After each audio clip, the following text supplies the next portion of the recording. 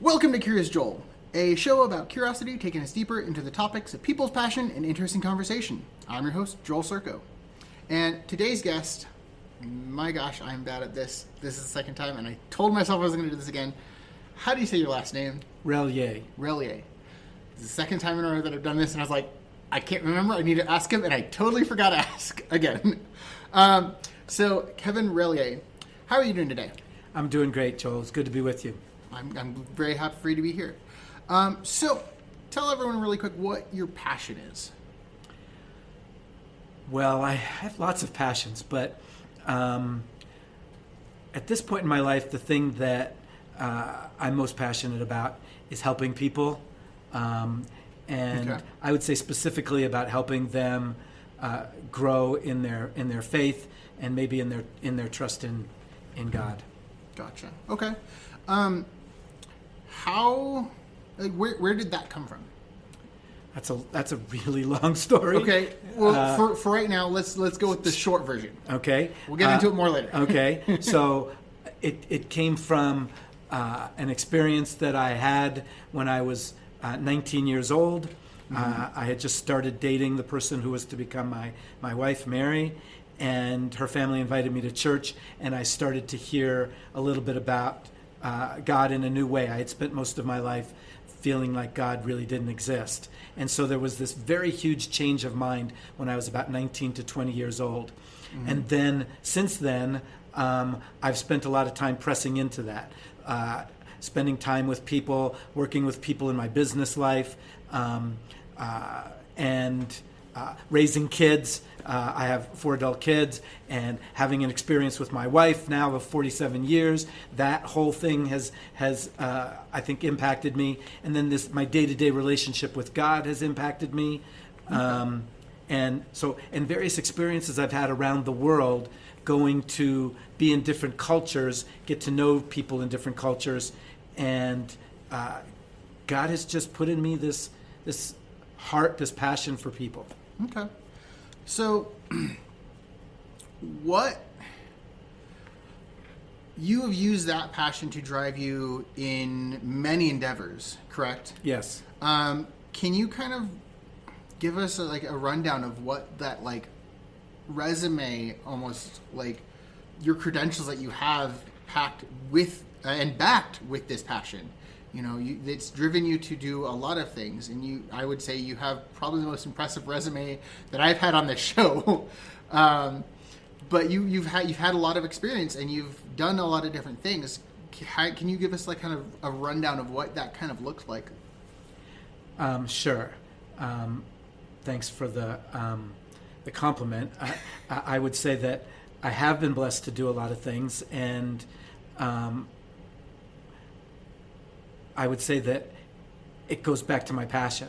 Most of those things that I've done, I've gotten to do because I've been around good people that I've worked with, and we've teamed together to do some great things. But I started when I was 16 years old, flipping burgers at a Jack in the Box, which, for those of you who don't know, is a fast food restaurant.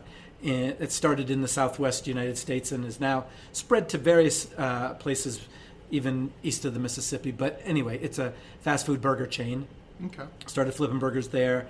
And I kind of worked my way up through that, from employee to shift leader to assistant manager to manager, and then district manager was someone who supervised 7 restaurants, and then I went up from that to area manager. I had about 35 restaurants, and then regional manager, about 75 restaurants, and then vice president. I had 260 restaurants that I supervised, about $250 million a year in volume. That's a I would say a pretty typical look at a career movement of from the bottom to vice president.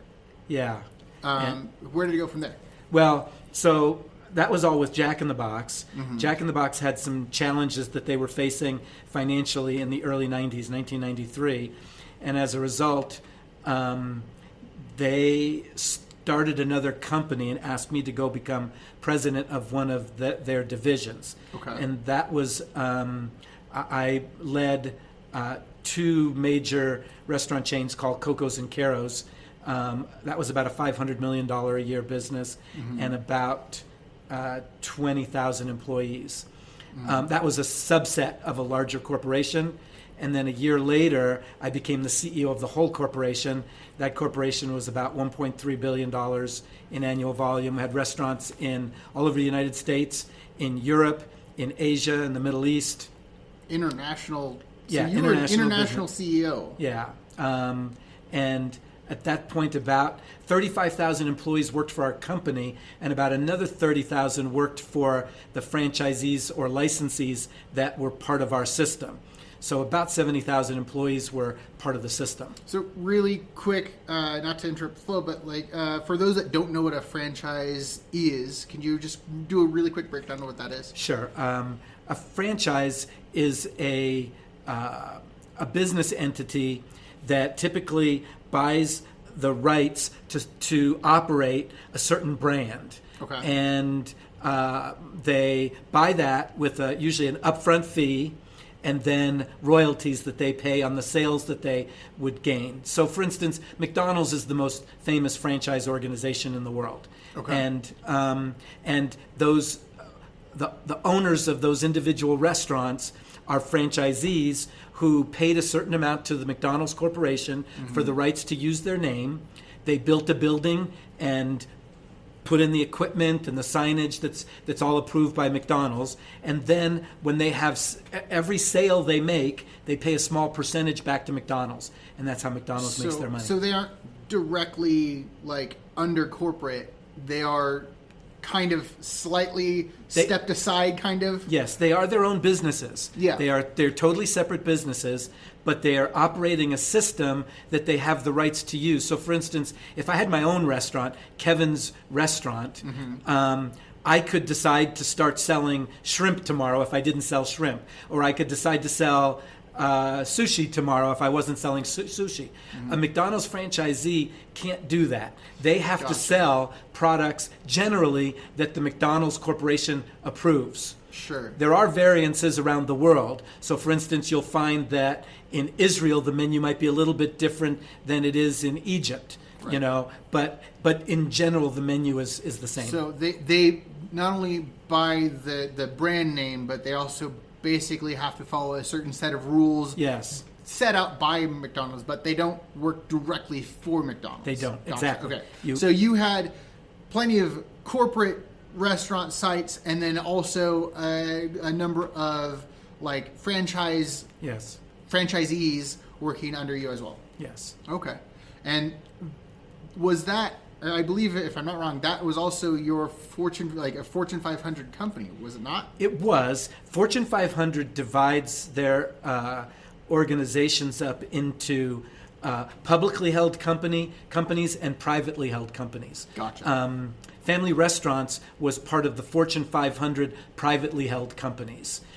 So of the Fortune 500 means the 500 largest companies in the U.S. Okay, so it was our company was one of the largest privately held companies in the USA in the early 90s. Wow, that's really impressive.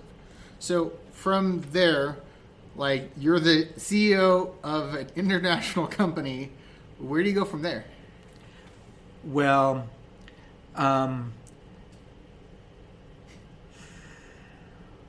so I had just become the CEO of and achieved what was for me a dream. Sure. I spent my childhood wanting to become independent and wealthy someday. My childhood, my family was not wealthy. My parents were kind people and they were good people, but they didn't make a lot of money. Sure. And I just grew up wanting to do more. Right. And so my dream was to make more money, and I'd just done that. I was doing it. Yeah, I mean, you're, I would say, on top of the world. Yeah, most people would. Yeah. And I was happy. I was an elder in my church, so from my spiritual standpoint, the world would say I was achieving everything that you could want. And I went on this mission trip to Eastern Europe, where we actually went to Lithuania and to help start new churches in Lithuania. And that experience had a tremendous impact on me. And I came back and decided I really wanted to do something different. And I began praying that at some point God would allow me to leave behind this business world and focus more time on ministry work. And so over the course of time, I about 8 years after I started praying that, I left full-time business and began doing about 80% ministry and about 20% business. Wow. How was that? Like, I know it's not, you would not say this, but for, I guess, like going, again, using most people as the basis, that step down, how was that transition from like, I'm a CEO, Fortune 500 company, international, to, okay, I'm going to drop that almost completely. Yeah. You know, what was that step down like? Well, at first it was exciting because it's something I had prayed about a lot. Sure. But then, after a while, the reality of it sets in, and it was a real growth process. Sure. It was a little bit scary at times because I was making significantly less money, and people would say, "Well, you made all this money before, so you were already rich." Well, I made a good amount of money, but this is not to put myself out there in any way or to brag. I mean that for the people listening. I sincerely mean this.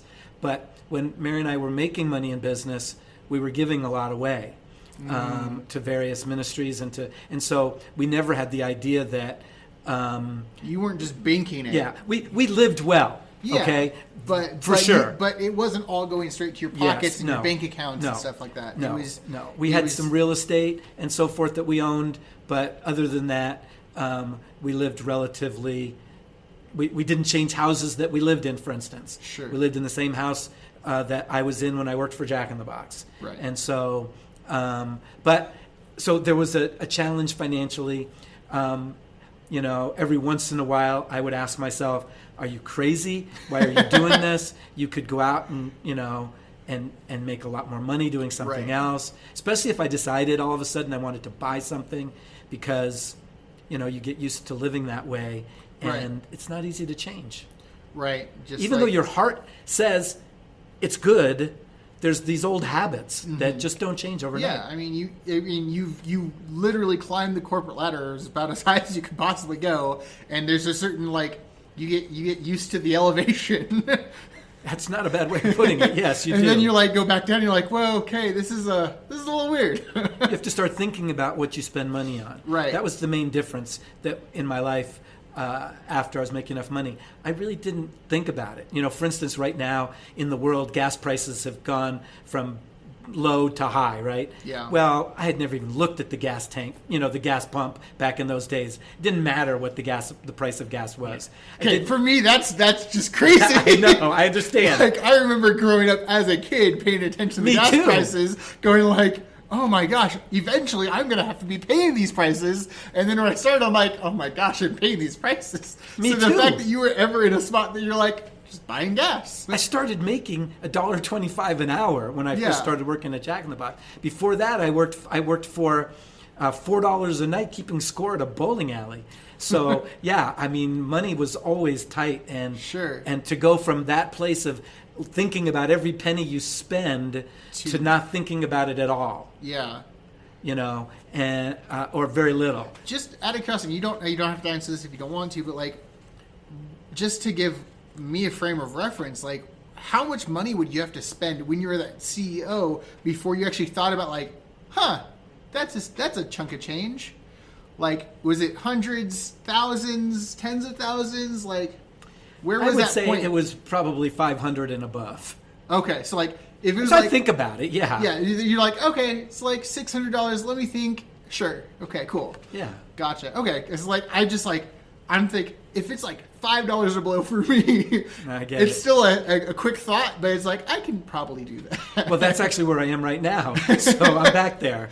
Yeah, I just wanted to see what that difference was, because I've never been in that spot, and I've never had the chance to ask somebody that was in that spot where you could spend $10,000 possibly and not necessarily have to sweat it. you know. Yeah, that was, I mean, $10,000, I would have thought about it. Yeah.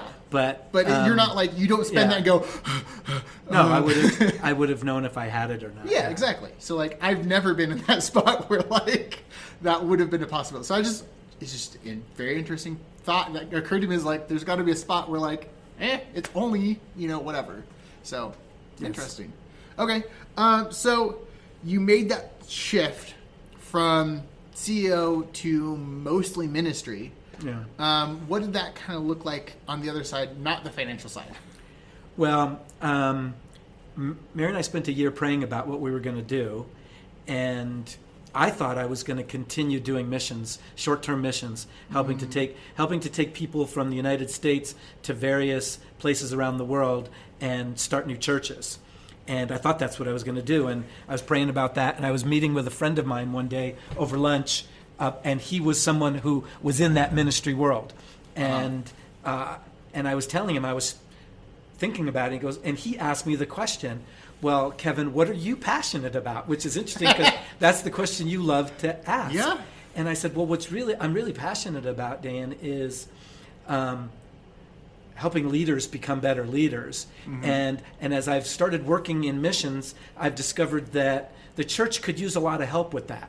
Sure. And so I think maybe I'd like to help the church develop better leaders. And he said, "Well, that's what you ought to do then, and I'll help you if you want." And so Mary and I started a nonprofit organization called Pastoring on Purpose Ministries, and we spent the next 7 years working with churches and Christian organizations, helping them think about their leadership structures and their leadership development for the most part. How did they develop leaders there? So we did that. And while I was doing that, I got a call from a friend of mine who was an elder at a church in Portland, Oregon.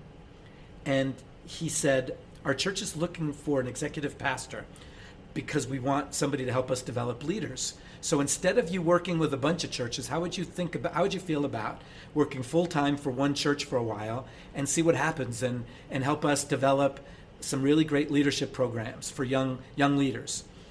And didn't think that was going to be what we were supposed to do, but we prayed about it. And we had kids who lived in the Portland area and grandkids, and we thought, well, God, maybe this is what you want us to do. Long story short, we went to Portland, Oregon, and I spent a little over a year on staff at a church up there, and it was a very interesting experience, helping to develop leaders, but working in a church environment. I had never been on that side. Sure. I'd been an elder, but I'd never been part of the staff of a church. Right. So I did that for a year or so, and when that job ended, the question was, well, what are you going to do? And I came back to Southern California to go to a board meeting for a Christian camp and conference center that I was on the board of directors of, called Iacocca Pines. I think you know Iacocca Pines. I'm very familiar, and my listeners should be by this point. They know that that's my Yes. day job. I don't know. I didn't know if your that's listeners okay. knew. That's totally. I loved how you introduced that. People are probably like, "Wait, is that the same guy?" So I was on the board. We came for a board meeting. I'm in between roles and where God is leading me, and and in the middle of the meeting, the director and the assistant director of the camp came in, put their keys on the table, and said they were done. Oh my gosh! And today, no notice, no nothing. They just walked out. They were just unhappy. They had moved from another part of the country with a different culture and so forth, and they had come here, and they just really struggled with life in California versus the culture that they came from, and a lot of things. And they kind of put up with it and didn't necessarily tell anybody. And straw that broke the camel's back, and they just walked in and said they were done. They literally just dropped and walked out. Yes. And wow. so the rest of the board almost immediately looked at me and said, "Well, Kevin, you're out of a job right now. How about if you run the camp for a while until we find somebody else?" And I said, "Well, I don't think I can. I live in Portland, and my wife, and I got to talk, and all those things that you would think about. There's Logistics. A lot of logistics. And do I even want to do that right now?" And so again, I went back and told Mary about it, prayed about it for about a week, and then decided to do it temporarily. That turned into 8 years. Yeah. And I loved working in camp ministry. I loved it for lots of reasons. I loved it because lots of young people, camp is a young person's business or ministry. And so did that for 8 years and just recently stopped doing that, transferred leadership of that to the camp to somebody else, and have moved back to Portland to be close to kids and grandkids. And I am working in another ministry now, working with Christian business owners and Christian CEOs, helping them make their businesses more profitable financially, but also more profitable for their communities that they live in and for the kingdom of God. Gotcha. And what is that one called? That's called, let's go back to the franchise model. Okay. So before, I worked as sort of a franchisor, meaning the people franchised the business from me as the CEO of the company. Right. Well, now I sort of have a franchise from another company, a Christian company called Convene. It's not really a franchise, but it's similar in that Convene has developed curriculum and systems and processes that I paid a certain amount to use, and then for every client that pays me money to be part of my coaching and consulting business, Convene gets a portion of that. So I don't work directly for Convene, but I'm sort of partners with Convene in that, similar to the way a franchisee at McDonald's would be a partner with McDonald's. Similar. Okay. And so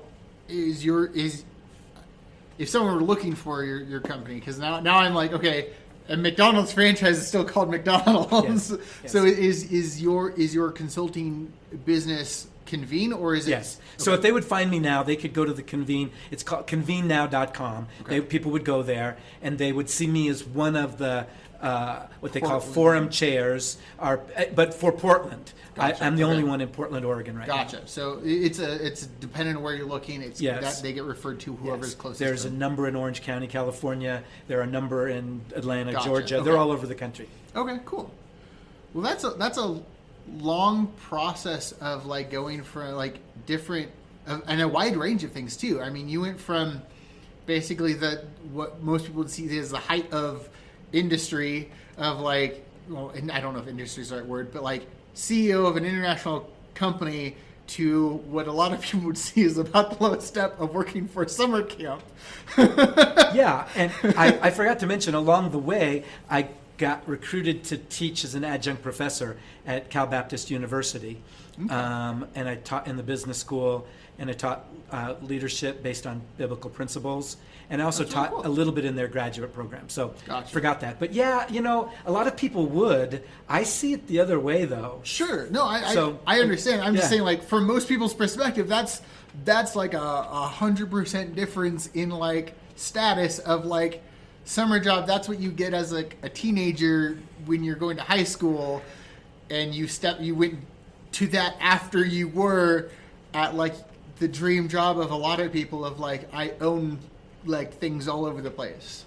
And so like I what was that part like when you're working here at the camp as the executive director, like did you ever have moments where you're like, man, I wish I had the resources I used to have, or like the massive teams that I could just send on a project or something? Yes. So when you work in a ministry like a Christian camp, especially a camp like Idaho Pines that's been around for almost 100 years, and some of the infrastructure much of the infrastructure is 50, 60, 70 years old. Right. There's almost never enough money to do everything you'd like to do. Yeah. Now, there are camps that are very blessed and they do very well, but even then I would say that they would say, that there's never enough money, even though they have millions of dollars more than we have at Idaho Pines. But so yes, there were times when I would think, man, I wish I had a little bit more of the money I had back then because I could do this at the camp. Sure. Or also when I made that kind of money, I hung around with a lot more people who made that kind of money, and I could easily go to them because I had relationships with them and help them see what we were doing, and hopefully help connect their hearts to what we were doing and maybe get them to give. But because I had left that behind, I left behind a lot of the connections. And in the business world, connections are really about, not always, but often about recency. Who are you with now? What can you do for me now?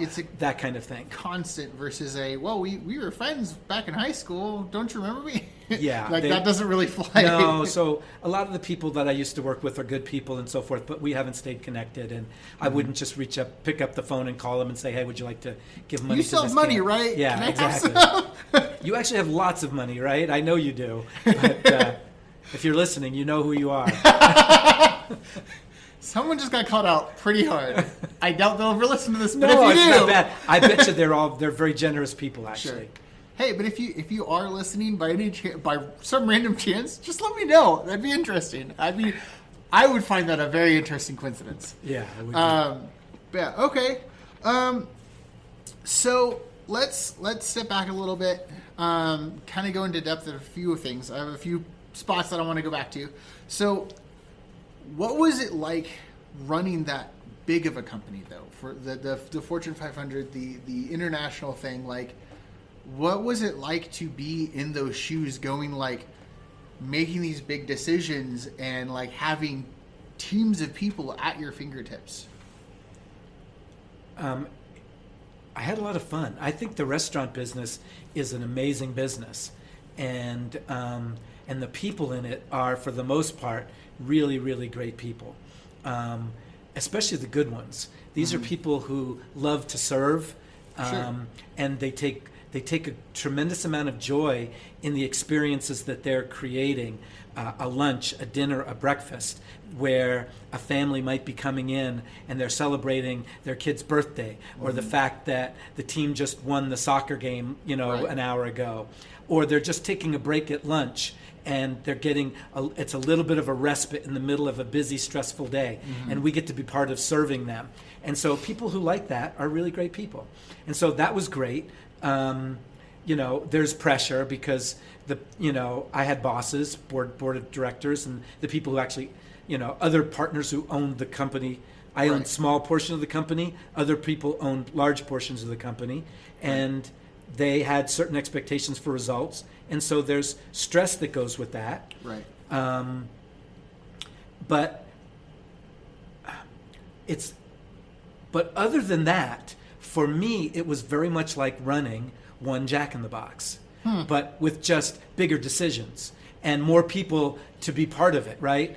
So I still had to figure out how to get new customers at a Jack in the Box, but at Family Restaurants, we had a marketing department that worked with an advertising agency that developed commercials that went on TV nationally or at least regionally, and we had to work on, so it was bigger programs. Right. Instead of me developing a coupon for my one Jack in the Box to try to get, we were developing big ad campaigns. So this is a weird analogy, but I think it might fit, and tell me if I'm wrong, but is it like moving your arms, but your arms are just longer now and bigger hands and maybe, yeah, sort kind of of like that? It's still the same motion. Well, so it's just the different principles work behind of a successful business don't change. Right. Okay. Now, some of the numbers get bigger, right? And so mistakes can maybe get magnified, but in a small business, a mistake you don't have a lot of room to make mistakes because you don't have you're much dealing leeway with in smaller dollars. yeah. You don't have much leeway in a company that makes lots of money. There's a chance to make some small mistakes and get away with them, right? Right. You have a little bit more safety net behind you. In a small business, a big mistake will kill you. In a big business, a big mistake will kill you. In a small business, a small mistake can kill you. Right. Okay, and so. So the principles are the same. What happens is you're dealing with people who are more experienced, more talented, maybe more educated. You're not dealing with the teenager that just got a job because he needed to make a couple bucks an hour. So I'm managing a Jack in the Box, and I am hiring the sophomore at the local high school. Yeah. Whereas at Family Restaurants, my chief financial officer was a Harvard MBA. Right. So your resources are getting more on the premium side of things versus this is who we can get. Yes. Gotcha. Okay.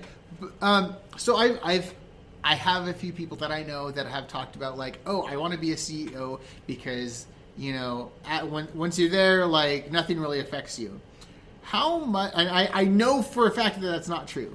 Like, because as a CEO, you not only just make the decisions, but you also have to deal with the ramifications of those decisions. Yeah. How much like blame and fault did you have to take for other people's mistakes? That like, because of your position, that's your job to kind of like take the brunt of it. You take it all. Yeah. So what does that side of things look like? Because like I've heard a lot of people like, oh, no, CEOs don't have to do it. I was like, no, CEOs take all the heat. Well, eventually they do, right? Right. Now, depending upon the circumstance. So, for instance, your audience might, and you might even enjoy this story. So, Okay. one of the brands that we owned was a brand called El Torito, which was the #1 full-service Mexican food dining experience in Southern California at the time. Okay. It was the #2 in the country. The number Okay. one was called Chi-Chi's, and it was headquartered in Louisville, Kentucky, and basically operated in the northeastern United States. That was Okay. the largest full-service Mexican chain in the world at the time. And El Torito was #2, and we owned them both. Well, at El Wow. Torito, there was this experience where a customer claimed that that they got a frog served in their salad. Wow. Okay, it actually happened in Temecula, Joel, not far from here. Oh, really? And that was on the news. In fact, Jay Leno was making jokes Oh my about it. gosh. It was a big deal. Now, when it happened, I had 800 restaurants that I directly supervised, and then the others that were franchised. Right. So I'm not serving every salad, Right. but still, I'm dealing with this, and Right. people are calling me, shareholders, media, the other partners in the company. Mm-hmm. What happened? What are you doing? How could this happen? It turned out that it was fraudulent, that they made it up. They actually Right. brought this frog in, and based on some scientific analysis, the frog was not native to the area where we even got our produce from. Yeah. And so anyway, but the point was, for about 3 or 4 weeks, we lost sales. We were on Right. TV. People were making jokes about our business, Right. and I didn't sleep for almost a month. Yeah. Dealing with that. And that's just some local small store over here. But Yeah, you one at, restaurant. Yeah. at the highest top of the ladder are getting these phone calls and going like, sorry, I didn't supervise that salad. Well, I don't say that because Sure. I'm responsible for everything. But Yeah. I apologize. But we're investigating. We believe our food is safe. Right. We did all kinds of things. You're doing a lot Yeah. of PR and like Yes. all that, but like I'm sure someone in the back of your head like, what do you? I wasn't supervising that salad. I didn't train them how to do that. Well, we do train You everybody. didn't, though. No, but I'm responsible. That's Sure, the thing. yeah. So the person who trained them works for somebody who works for somebody who works Right. for somebody who works for me. Right. And all of those people, I'm responsible for. You're where the buck stops. If the bathroom is dirty at the restaurant that you go to that Right. day, and I'm the CEO, it's my job. It's my job to make yeah. sure that it's not. That we have Right. the right people, that we have the right systems, that we have the right training, Right. that we have the right hiring, we have the right motivation, and all Yeah. of those things in place Yeah. so that bad things don't happen, good things happen. So, out of curiosity, like on like a weekly basis, do you usually get more good things coming in or bad things as far as like By far good. okay. Because you don't, yeah. I mean, I don't know. Yeah. I've told my audience I'm a host, and I don't ever hear about like, hey, everything went smooth until the end of the week. I get the 2 a.m. I need a toilet plunged. So like, I'm not sure how much of those things you got versus like, hey, things are going great and all that stuff. Yeah, no, there were lots of ways to get, positives from that, from restaurant, from customers, from people that worked within the business who were happy with the kinds of growth they were achieving, the money that they were able to make for their families, all those kinds of things. Right. The Okay. things we did in the community. We got to do lots of great things. We worked with the American Heart Association in Orange County, raised hundreds of thousands of dollars Right. for that, and other organizations like that. So yes, lots of positives. I mean, I got to travel all over the Right. world. Those were great things. Out of curiosity, I don't know if you even would have thought of this ever, but like, how many of the restaurants that you were in charge of have you actually visited? Like personally? Hundreds. I don't know what the number is. But it's pretty high. Yeah, I would have to say. I guess if you have 8,000. Well, no, we had 800. 800. Okay. 800 that we company owned, and then another 600 or 700 that were licensed or franchised. And I visited a good chunk of those. Okay. But then with Jack in the Box, I supervised over the years probably 400 or 500, and visited most of those at one time or another. Wow. So you were more so of like a hands-on, at least as far as like CEOs go, would you say? Well, for a good portion of my career, Joel, I wasn't a CEO. I was a CEO for the last 9. Sure, but like you're vice president. Yeah.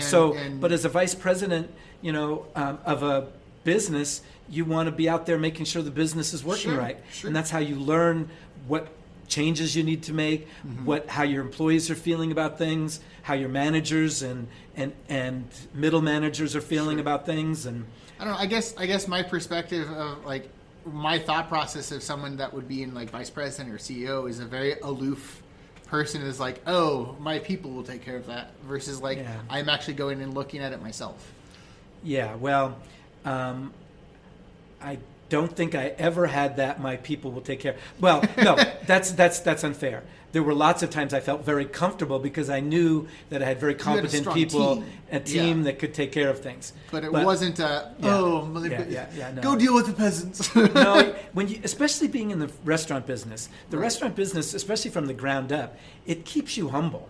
Because I was cleaning toilets as a restaurant manager, and and scrubbing the drive-through, and it's a fun business, but it's a very difficult business. Yeah. And the margins are very small, meaning that for every dollar you take in, the potential to keep profit is very small. Right. And so little things, you're paying attention to every penny. I used to have this copper fake penny, but it was about 8 inches in diameter, and it sat on my desk. And the reason it sat there was to remind me to pay attention to every penny that we had. Interesting.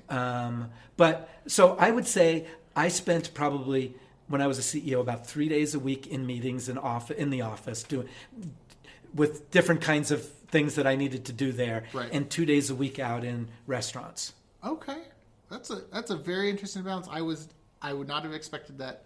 If you were to have me guess, I don't know. It would have been nowhere close to that. So that's really cool. Hold on, I got lost somewhere in my notes.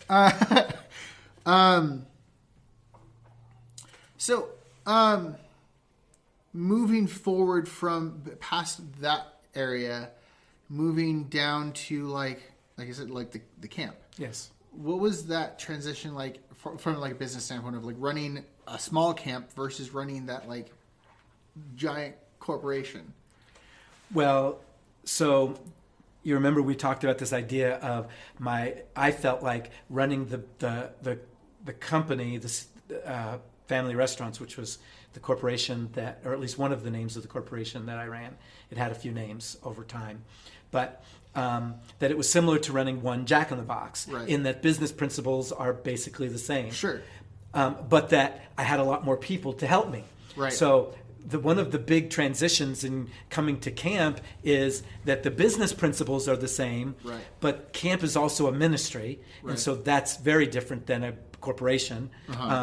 You care about people, and so those things are similar in a corporation, but ministry is different, and you have a lot fewer resources to do what you need to do, and so that was a big difference. But on the other hand, you find that you have people there's a greater potential for people to be connected to what you're doing. So Christian ministry and the camp ministry is a business, but it's a ministry. And so the people who work there, they are doing it not just for the money. Yes, they need to make money and pay their bills. You know that. Yeah. But they're doing it for other reasons. And those reasons can be, depending upon the person, so significant that they don't really care about the money. And the money can be almost insignificant. And that's, for instance, that's in the case of our volunteers. We have people who come and work for free, right? Because they care about what we're doing.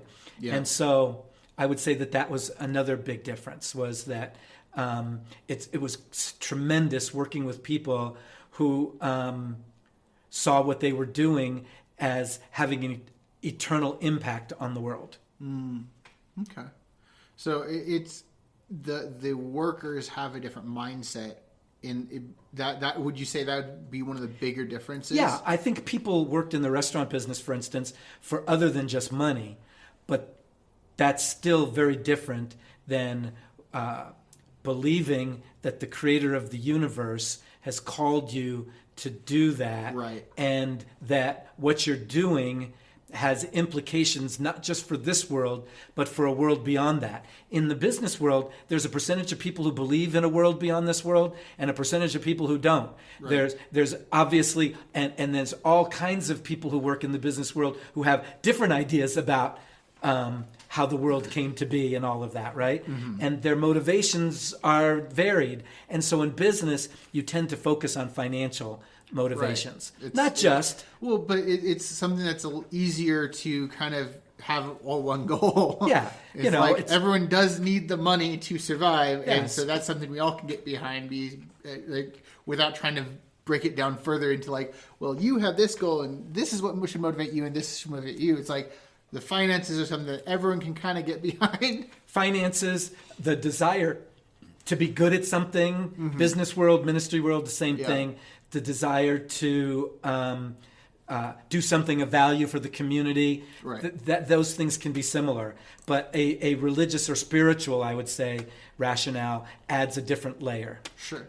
Okay. So, in your experience of your vast experience, what was a skill that you were surprised that you needed? Or that I guess most people wouldn't have thought that you would need for business and ministry?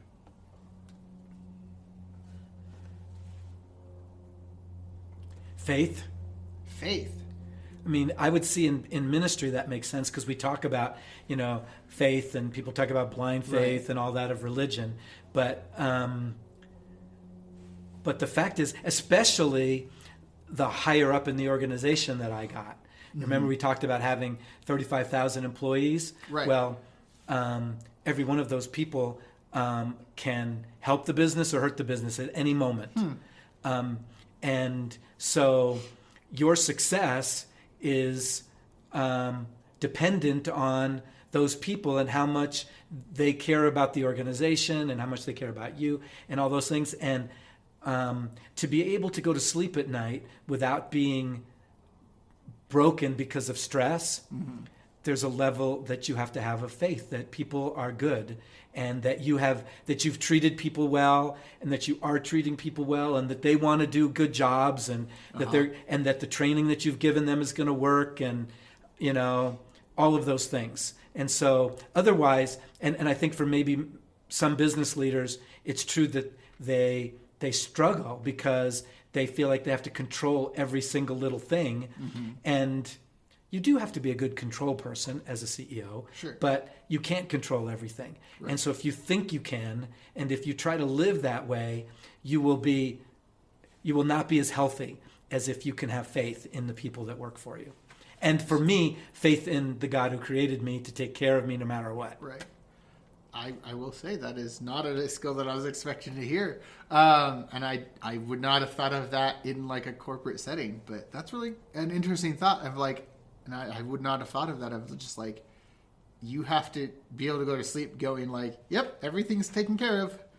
Yeah. Or yes. And if it's not that somebody else will be able to handle it. See, for me, the idea that there is a God allows me to have a greater peace about something that goes wrong. It doesn't have to destroy me. I know that God can work that out. So, right. Okay. I got a call one night when I was a a district manager for Jack in the Box. Actually, it was early morning. It was about 6 o'clock in the morning, and this manager had just come in. He'd opened the restaurant. It was closed, and he opened the back door. And when he did, he was confronted by 2 masked men who immediately turned around and shot him in the stomach. Okay. Did you hear me what I said? I got a call from my manager who had just been shot in the stomach. Sorry. No, okay. The manager was shot and his reaction is, I need to call Kevin. Yes. Oh my gosh. I'll never forget. His name was Mario. I won't give you his last name because that doesn't matter. But Mario managed a Jack in the Box in South Central Los Angeles on the corner of Rosecrans and Santa Fe. And for those people who are listening who live in that area, you know where it is. Anyway, and he was a great guy. But that night, some guys had gotten in, and they had gotten a few bucks, but they wanted the money in the safe. And they had been watching, and they knew that the manager came in. And so somehow they got in the building and hid. And when he came in, they shot him and demanded that they shot him to scare him. They didn't kill him. They shot him in the stomach. Mm-hmm. He almost died, though. But the point is that he wasn't dead immediately. Sure. And he wasn't incapacitated. That's a better way of saying that. Okay. Because he was able to open the safe for them, and he was also able to call me on the phone and say that the ambulance was on the way for him, and I needed to get down there to take care of the restaurant because he was on his way to the hospital. So this mad props to this guy. Because he not only was able to focus enough to call 911 for himself, but then was like, wait a minute, if I just go to the hospital, no one's going to be here. So I need to call my next... I'll be honest, I don't think I'd have that fortitude to be like, I wouldn't have either. I got shot in the stomach, call the ambulance. I'd be like, okay, I'm just going to wait now. I wouldn't have been like, hey, really quick, I'm sorry to bother you. I know you're probably still sleeping. I'm bleeding out right now. I'm about to go to the hospital. I just need someone to come in for a few hours. And that would not have crossed my mind. Well, thank God the bullet went through him relatively, getting shot is not a good thing. No. But if you get shot, there are ways in which a bullet can go through. There are better ways and worse ways. Yes, and it went through him better. It did nick his kidney, and he had to have this significant surgery on his kidney. Right. But he made it through, and he actually came back to work for a while. Although I think the stress of it eventually, if I remember right, he eventually left the company and did something else. I don't blame him. I understand. So, that's a lot. So the idea is that when you have all of that happening, bar fights in Virginia or something like that you hear about, or you find out 9/11 is happening, and now all of a sudden you've got restaurants all over the country and things are shutting down for 9/11, and what do? Right? So there's all kinds there's so much faith involved in all of those things. Yeah. The LA riots, I managed the restaurants in LA during that time, and we had some criminal types take over our restaurants, as places to hang out and use the food, and we had to figure out how to deal with those things. But that's crazy. You brought it up, and my brain was just like, I never even thought about that because I was a little too young to be thinking that broad when 9/11 happened, but you were having to deal with restaurants closing down all over the place. Yeah, and restaurants in foreign countries. You're an international. Oh my gosh. Yeah. Sorry, I was supposed to fly to I'm getting stressed thinking about I was this supposed right to now. fly to Eastern Europe right after 9/11. Oh my and gosh. couldn't go because of that. So Yeah. anyway, when you've got that many people that you're sort of responsible for, when you're responsible to partners and financial people for profitability, and for a while we were a publicly traded company, when that happened, we had a person, for your audience, some people remember this, we had a person named Iacocca who was on our board of directors.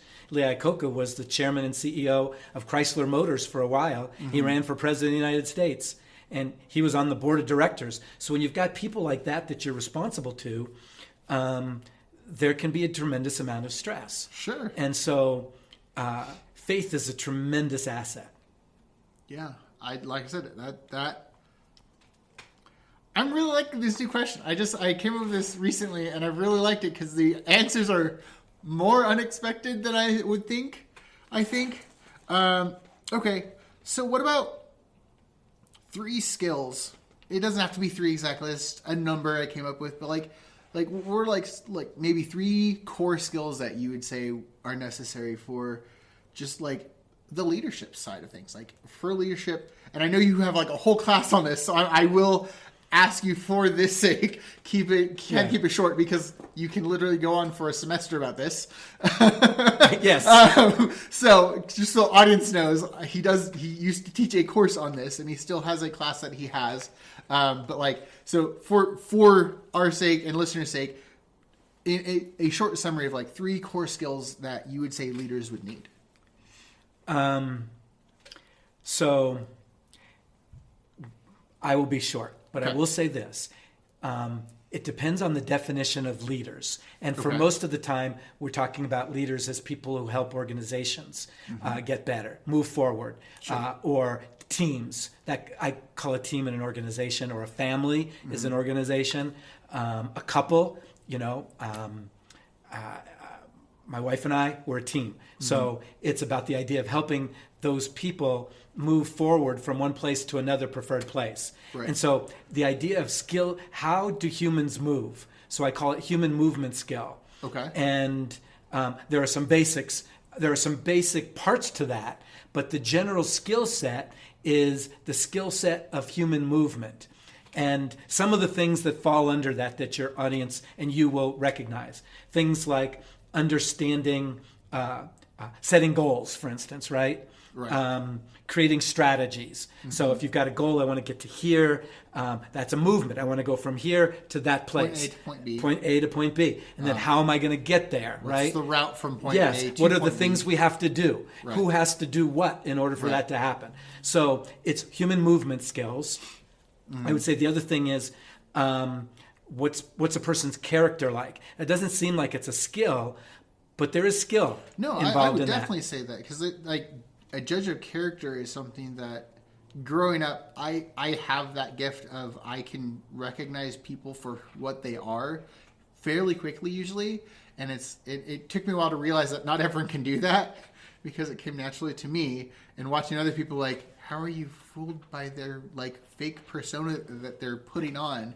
But so it is a skill. It's a skill that I grew up with, but it took me a while to realize it was a skill because I thought it was just like, oh yeah. So it's partially, it doesn't sound like it's a skill to tell the truth, right? Right. To people. But there is, and there's a habit that people develop, and there's a discipline that people develop to tell the truth or to be honest, right? Honest.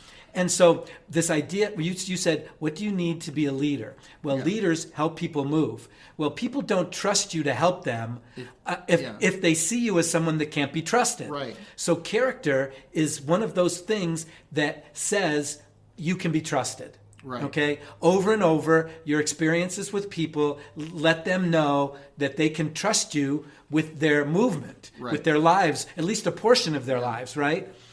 And so character is huge. And then another thing would be what I would call understanding how the world works. I call worldview is a one word, but not everybody knows what I mean when I say worldview. Sure. And some people would put other definitions on there. But I mean, what's going on in the world? How does it work? How do humans work? What moves people? What doesn't move people? What causes people to struggle and not to struggle? How can people be healthier and not be healthier? How do countries and how do politics work to some extent? Right. Because if you think about it, we all live in a context. Right. We call it the world, and we live in subcontext. Parts of the world are things like our community, maybe the business we're a part of, maybe our family, maybe the gym that we're a part of, or the racquetball club that we're a part of, or the church that we're a part of. These are sub-communities that are all part of the world.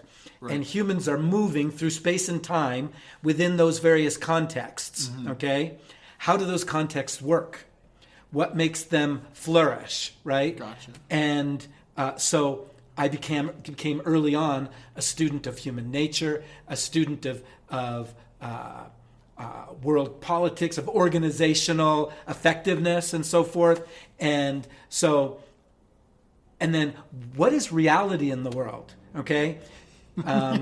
So we're mainly focused on business, but I can't separate who I am as a Christian from my leadership as a business person. And so just the question of, and I'll stop with this, but just the question of, does God exist or does he not? Okay? That's a view of the world that is at the core of every human being. And we all make decisions that we don't even think about. They just happen. But at the core, whether we believe that there is a God or there isn't affects those decisions. Right. Okay? Are we going to, and are we going to live after this life or not? That affects. So those views of the world have an impact on every choice and decision that we make. Right. As we're moving through space and time in the various contexts in which God gives us a chance to lead in our families, our communities, our businesses, our ministries, whatever those things are. We lead in those contexts. And so how do we view the world? To the extent that we view the world accurately, we have a better chance of moving through it safely. Right. To the extent that we don't view it accurately, we bump into things. Yeah. I remember in the 70s, I'll stop. One of the big things that happened was there was the whole, the drug scene was pretty, I would say famous because it was talked about a lot. It was sung about a lot, lots of songs about drug things and hallucinations that people would have, right? And you would hear stories about someone who was maybe standing on a cliff or on a roof of some house, and they thought they could fly because of some drug they could take. Their view of reality was, I am a bird. And so they jumped off and they got hurt, sometimes killed, right? Right. Well, if we're living our lives having a view of reality that isn't actually true, then we are not a safe leader because we're moving people through and bumping into more things or falling into more pits. And so worldview, character, and what was the first thing I said? You said worldview, character, and I think the first one was moving people. Yes. The ability to move people. Yeah. Because there's another one, but I don't have time for that. That's fine. Okay. That was really good. And I also that analogy of reality and perspective, I'm going to be sharing with somebody that we had a whole hour-long discussion about reality versus perspective, and that might help him see it in a little different way. Well, some people believe that truth is an impossible thing to know, right? And I know, I believe you don't believe that, but anyway, some people believe that. There's a few negatives and positives. Sorry, I wasn't very clear. Truth. I believe that there is a truth, and there's a difference between truth and perspective, and truth and opinion. Yes. And I think that two people can be right about an opinion, and they can also both be wrong about the truth. Amen. And so, for me, truth is the thing that represents the reality that is most. Okay, and people can say, "Well, I don't know if there's a God or not," but if there is, then He is, and your opinion about Him doesn't matter. And if He's not, then He's not, and your opinion about Him doesn't matter. My belief in something doesn't change whether or not it exists or not. Exactly. If I believe that this table is not here, that doesn't mean I can walk through it. So yeah, okay, yeah. So in your, again, there's a lot to cover. So this is why I keep using the vast in general and over the time, because there's different areas that you might be able to pull this better from, or yeah. So what was something that was easier than you expected as you went into the business and ministry and stuff like that? And you can pick one answer or a couple answers depending on what you want to pull from. Well, I don't know. I don't know that I've ever thought about that question, Joel. It's a good question. So I appreciate it, but you've kind of stumped me a little, so I'm going to shut Really? up and you can edit. But Okay, just take your time. well, I guess the thing that comes to mind is, and it's going to sound weird. First off, I've never thought of life of anything being easy, Okay. and work especially. Uh-huh. But I think the thing that was easier for me was hard work. Okay, that sounds like, or I guess putting in the time, expelling the energy. Okay. I just forgot the word. Work ethic. Yeah, maybe that's it. 'Cause Because I know- it was something that my parents just taught me. It was always a part of my life, and it's something that I didn't really, I never really thought about it. The idea that you do the job even if you don't like it, even Yeah. if it's uncomfortable, you do it, Yeah. and then once you're done with it, then you can try and figure out if there's a way to make it better next time. Yeah, or- and that's what I did a lot, was try to figure out how to make it better. yeah, but you don't just stop and go, well, this isn't efficient, so I'm going to sit here and think about it or mosey through it until I like it better. Yeah, I guess that's a part of it. But I think just the idea that of getting up and showing up Right. and being there was just part of the way I was raised. I would Right. guess that would be different for everybody. I mean, I was raised similarly of like, just like, this is what you do. Like you, and not that you don't have a choice, but like, if you want to keep a job, you show up and do it, even on the days you don't want to. You know, even if you're not feeling the best in the world, like maybe you're sore, or maybe you're having a bad day, you still show up and work. Yeah. You don't be like, I just don't feel like it, so I'm just going to call in. And people struggle with that. They don't Yeah. have the same. And I just attribute that to my parents and Yeah. the way they raised me. And it is a like a perspective of growing up, of like some people grew up in a different household, different principles and stuff. Okay. What was something that was harder than you were expecting? Well, now that I'm thinking about this a little, you asked about what was easier in the last question, Yeah. and you used the word expecting. For my life, I don't know that I had certain expectations, because it was kind of like I was living it, and I didn't, and there was a part of me that wasn't sure I was ever going to make it. Right. And so I guess, Well, you know what? I'm going to say this, and you can decide if you want to edit it. okay. I would say that the thing that was harder than I expected was failing. I failed a lot. Okay. During my career, I got lots of promotions, but I was demoted 4 times. Huh. I went from restaurant manager, very young, when I was 19 years old, later got demoted back to assistant manager. Became a district manager, later got demoted back to manager. Became a area manager, later got demoted back to district manager. And so those successes, those getting beyond those things that felt like failures, were really hard, because you talk about faith. You had to believe that you just were told that you couldn't handle that job that was the step to the next thing. Yeah. And what's going to happen? Or if you, sometimes it wasn't that you couldn't handle it, but that there was a downsizing in the organization, and it was so hard to get that promotion in the first place, Right. that when you got demoted, it was so discouraging. Yeah. And so I had to be able to get beyond that. That was the harder. Easier for me was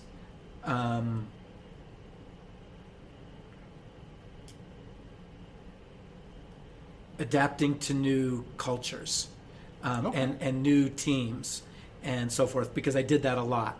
So when I first became a restaurant manager at Jack in the Box, I helped make that restaurant better, and then they asked me to take another one and make that one better.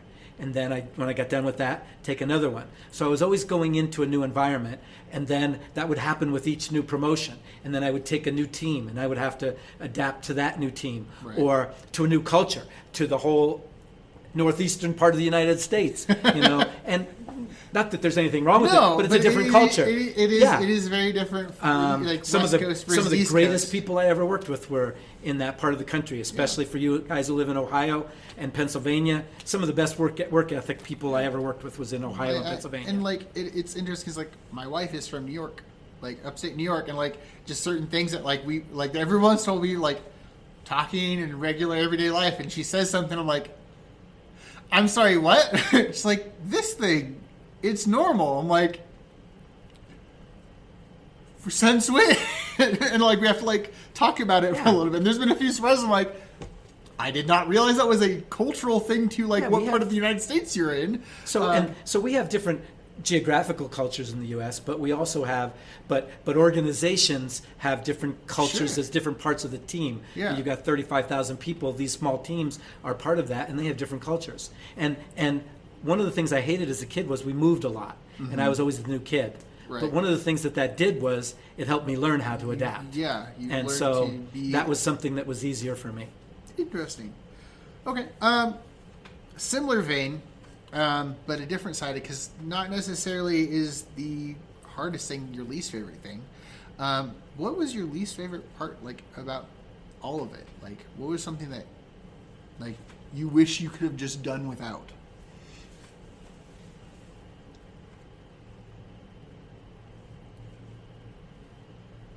And just to give you a little heads up, the other part of this is what was your favorite thing. Yeah, I know that. That one I do know. Okay. But the... I mean, if you want to start with favorite thing first and then do least favorite after, that works too. So my favorite thing was working with people and helping them grow and seeing them grow and watching their careers get established, and for people to get promotions and to achieve their goals, and their families to buy a house. Or I remember working with immigrants who had moved to the United States with the hope of the American dream or whatever, and they started very low and very hard workers, and they barely knew the language, and these were people who ended up becoming vice presidents. They worked their way up through the organization, learned the language, very smart, hardworking people who just but needed to learn the culture here. They needed to learn more about business. They needed to learn the language, and they did those things, and they gained success. And and I got to be a part of that, and and that was really cool. And I think the hardest for me, and one of the things that when I left the business world that was really just so exciting for me was to not have the every second pressure of profit and loss statement results. I was responsible every day, every month for whether or not we made money. And and a lot of that was, most of it was out of my control, or a lot of it was out of my control. The things I could control, I got very good at controlling. Yeah. But you can't change what competition does. You can't change what happens in the environment, the economy, et cetera, right?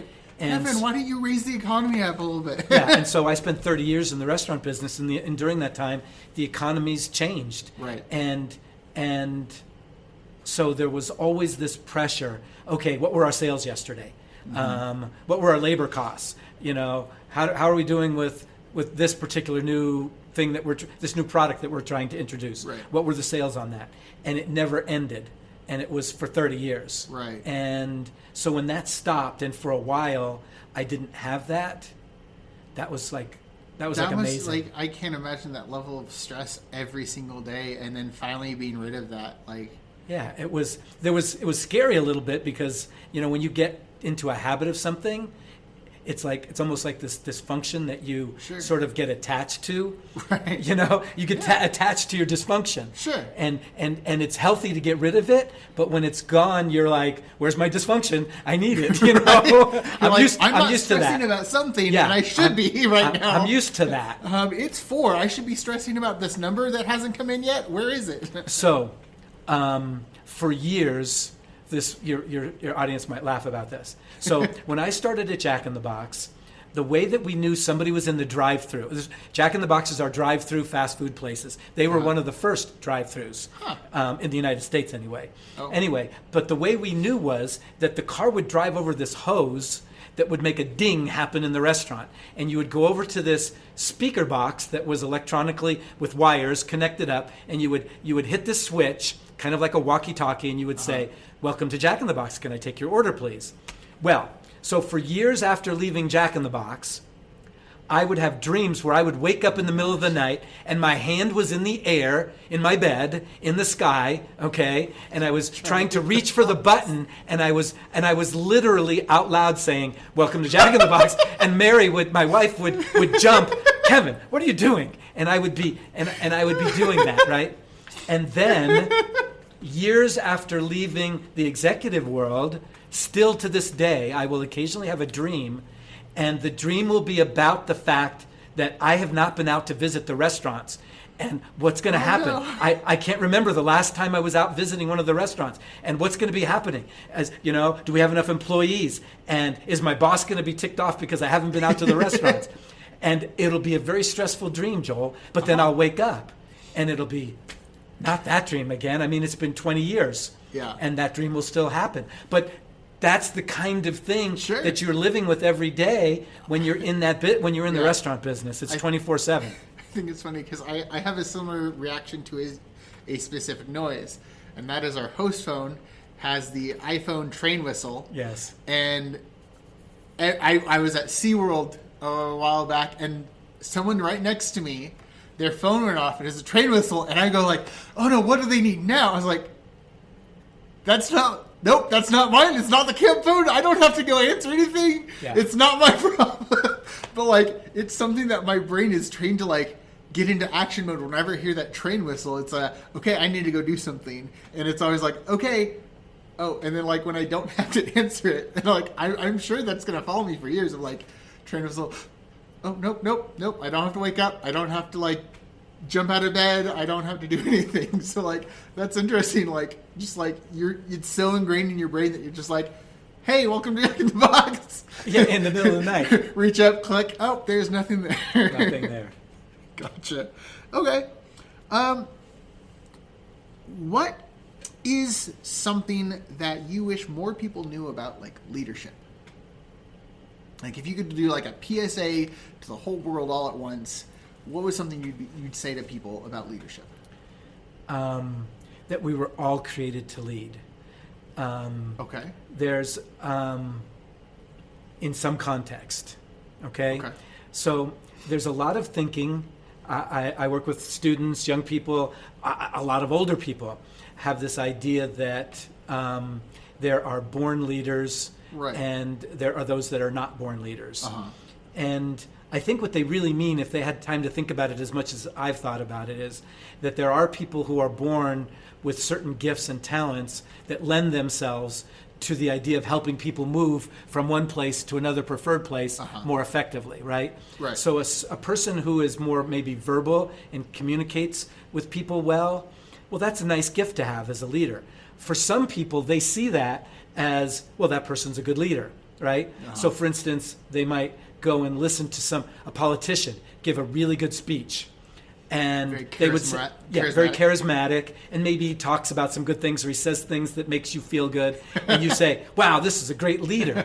And really what you mean is he's a good communicator. Sure. We don't know if he's really good at leading anything, at making any organization better, whether it's a state, a city as a mayor, a country as a president. You know, we don't know that based on that speech. I like to say people talk good. Yeah, right? Which is grammatically incorrect, I know, but that's the point. And so the thing and the importance of that is that we have lots of people in our world who from a very early age begin to opt out as leaders. So first off, that everybody was born to lead, okay, and that we need to treat people that way. Right. So one of the things that happens, Joel, in our world for different reasons is that young people begin to be told from a very early age that they are good, and other young or they're valued. That's a better word. Right. And others are not. Right. So Susie has really a cute face, according to the culture that she's in, because that varies from culture to culture. Right. But in whatever culture, they see Susie's face is very cute. Her hair is maybe in our culture, maybe blonde, curly, And she's got that smile that everybody wants to be around. And when she's standing in line with her mommy at the grocery store, people are saying, "Oh, your daughter is so cute." Right. And they talk to her, and she gets positive reinforcers from the time she's very young that she's valuable. Johnny, her brother, not a bad-looking little kid, but average. But Johnny is a bit ADD. He wants to climb the shelves at the store to get the Fruit Loops that are on the top shelf, and his mom is trying to get him down, and she's frustrated, and she loves him, but he's a handful, right? Right. Susie's cute, and Johnny's a handful. Right. And so Susie, gradually over time, feels that she has the potential to lead, and Johnny doesn't always, right? And it can get worse. It can be not just that Johnny's precocious, it can be that Susie has some sort of deformity, right? Maybe she was born with a big mole on her face, right? And so people don't pay attention to her. The bottom line is that people pay too much attention to exteriors and to things that aren't important when it comes to leadership. Leadership is more about what is inside and what you can help other people do.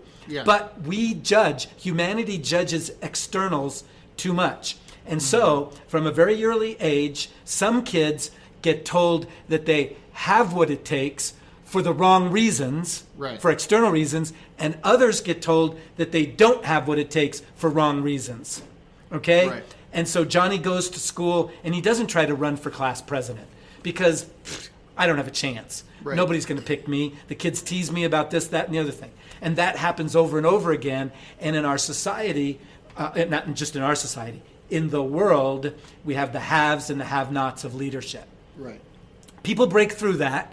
They get beyond it, okay, but many don't. And so I would say that God created everybody to lead in various contexts. So whether it's to be a parent, and we are all followers too. So I can be a leader and a follower at the same time. I'm a follower in this context. I'm a leader in this context. Yeah, because I mean, even when you were a CEO, you were still an elder in a church that you was following an executive pastor. Yes, or I had a board of directors that I followed. That too. Right? Yes, You know. and shareholders and customers. They were all bosses to some extent or another. And so, what's the old Bob Dylan song? Got to serve somebody. For those of the older folks listening to this, check out Bob Dylan's song. Got to serve somebody. But it was about that everybody serves somebody, right? So I would say that's one of my big platforms soapboxes that I get on. Sure. I think that's an important one too, and like that's something that I've worked a lot in my personal life with lots of my friends and coworkers about like, no, this is not just because this is true does not mean that this is also true.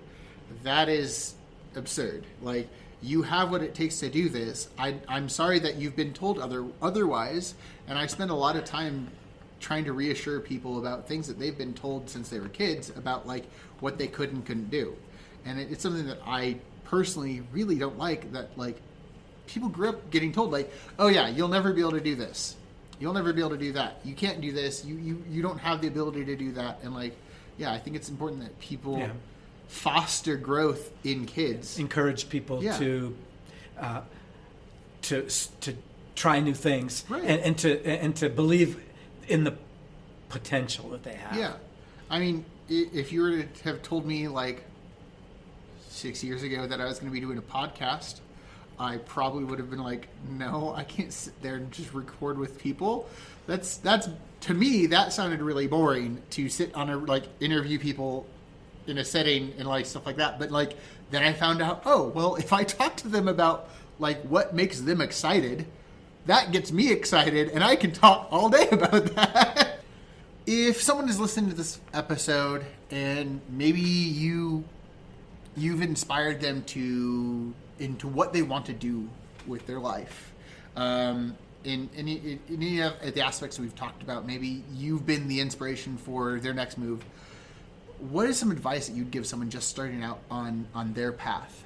Maybe it's in the corporate setting, maybe it's at the ministry setting, or maybe it's just in leadership in general. guess I would say to try to start moving forward. Okay. So one of the things that happens is when you're starting out and you've got a dream, well, you're starting out and you want to do something. Sometimes people don't know what they want to do. They just know they want to do something. They might be inspired. They might say, well, I can do it. I can do this.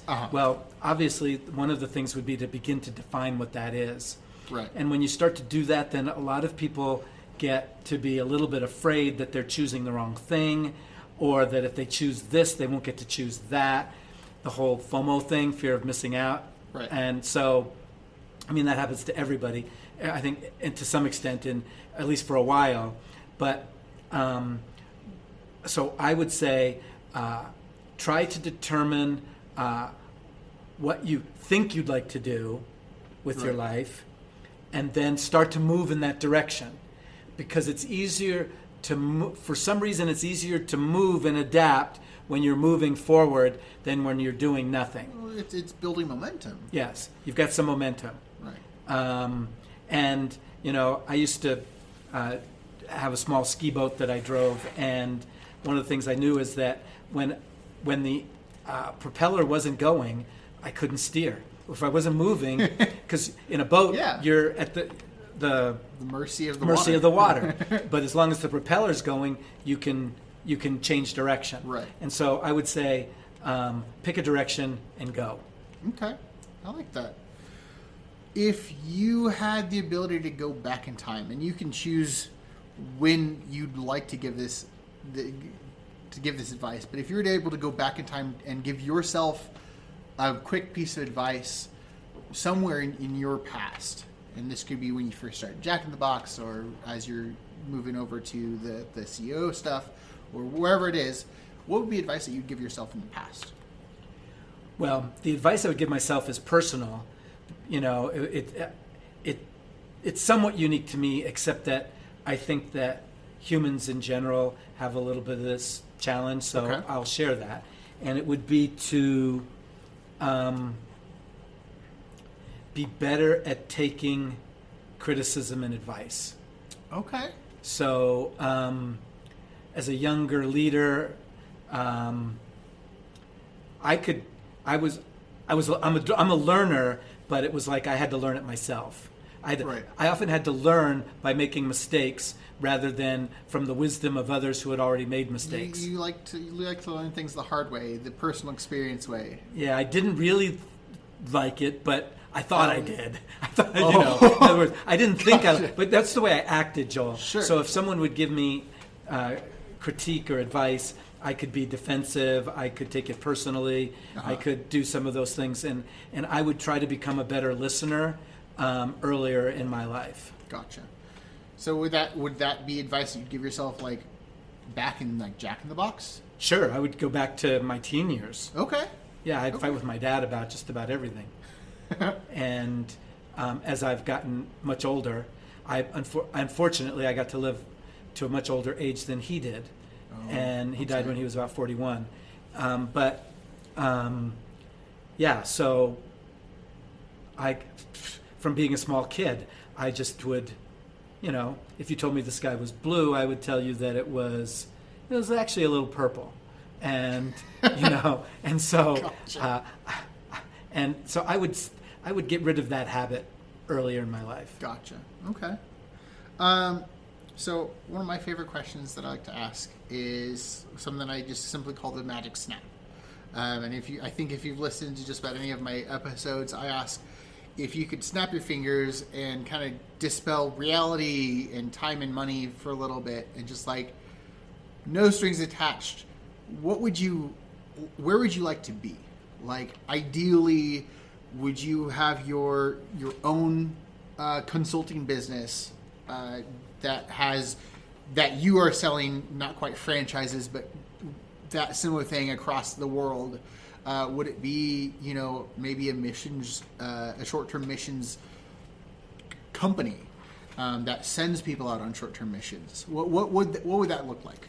So you're asking what kind of things would I like to be doing? Like again, in Or a state of the world, because we could Okay, we could not all quite. be we could all be Miss America and want world peace, right? Okay, so I'm talking for you. If you could have whatever you wanted as far as like your life goes, Yeah. in your ideal scenario, in your pipe dream of a reality, what would your like business / ministry look like? Well, it'd be much like what I'm doing now, and I'm thankful that I'm doing what I like to do. Uh-huh. It would be I'd be serving more people because Okay. I'm new to the community that I'm in, Sure. and so it's a building thing. Right. But I would probably I would finish the book that I'm working on, Okay. and I would be doing the consulting, but I'd also be maybe speaking to parents around the country about helping to teach their kids from a young age how to become the leaders that God created them to be. Okay, that's really cool. I like that. It's interesting when someone like I give someone like unlimited power and they're like pretty much this, just a little like this maybe and that maybe. I'm like, okay, cool. I mean, that speaks that you're in a good spot right now, though. Yeah. Really quick, I don't know if you want to go into detail about this, but you said you're writing a book. Do you want to talk about that at all or no? Well, I don't know that I need to, but it's basically about how to help parents raise their kids to be the leaders that God created them to Cool. be. And so, and it's stuff that I've learned from my experience in business and in ministry, and my experience in studying the Bible, and I would say even other spiritual avenues besides Christianity. But the book is mainly written to Christian parents. Gotcha. And so I hope to get that done in the next 6 months. Gotcha. Okay.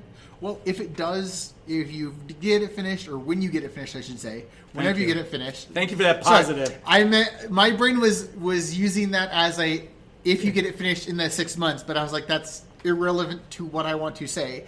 When you get your book finished, let me know, because I always like to update my audience members if things happen. So like I was talking about Braden's YouTube show that he's doing, the Zero Credits Accounting, for a while. He took a pause on that, or not a pause. He's still working on it, but he hasn't dropped a new episode in a little bit. But like I try to update people when new things happen. So when your book does come out, let me know, and I'll give my audience an update on that, and push them towards your book. Thank you. Appreciate it. Yeah, so I'll keep them updated.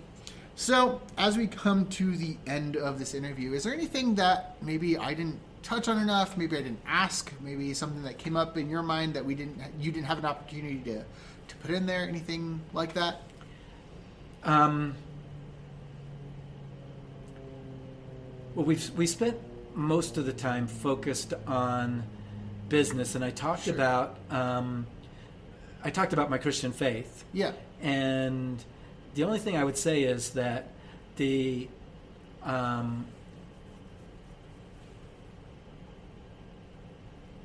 idea that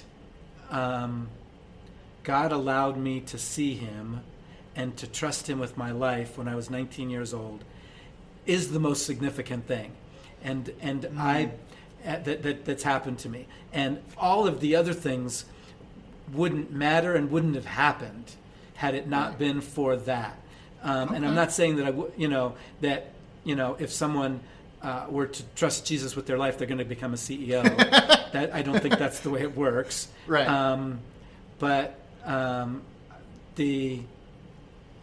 I guess I would encourage people that as a young teenager, I just felt like there was no way I would ever believe that God even existed. And now, as an older grandfather, I can't believe I ever thought that way. And I just would encourage listeners who don't know a lot about Jesus to check Him out, because there's more there. There's more there than a lot of people have been taught. Right. Okay. Gotcha. So if people are were listening to this episode and were curious and wanted to find more out about you, maybe want to follow you or check out your business, where can they find you? Convenenow.com. Okay. I think .org. IdahoPines.org. ConveneNow.com. Gotcha. Okay. And I'll have a link to that below. Any other platforms you want to plug? I'm on LinkedIn, but I don't know any address. Kevin Relyea on LinkedIn. You could find me there. Okay. I'll drop a link in the description below. All right. Well, Kevin, I really appreciate you being on there. This has been fantastic. Thank you, Joel. It's been fun, and it's been exciting to see you grow this this podcast thing. Yeah, I appreciate that. As always, a big thank you to Milana Dodd for the design of my cover art. I really appreciate all she's done. She made an amazing cover art for me. She's a graphic designer. You can go check out her work and possibly reach out to her for some if you want some work done. You can find her on Instagram at Milana's Designs. Check her out, please. Like I mentioned before, I believe Braden released a new episode of Zero Credits and Counting, but you also can check out some of his other stuff on his channel. I think it's the Coaster Gnome. I forgot to put that in my notes, but I will have a link in the description below, as always. Excuse me. I would love to hear your thoughts, any suggestions, any questions that you think I should be asking. All of those, you can send them my way on Twitter at Joel Circo, on Instagram at CuriousJoelCast, or email me at CuriousJoelCast@gmail.com. Also, if you are listening to this and you're immediately thought of somebody else, a friend or a family member, send them this episode. If you think that they'd enjoy the whole show, send them the whole show. Have them listen to it.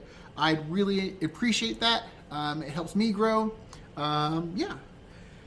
Thank you all so much for listening, and I'll catch you all on the next episode.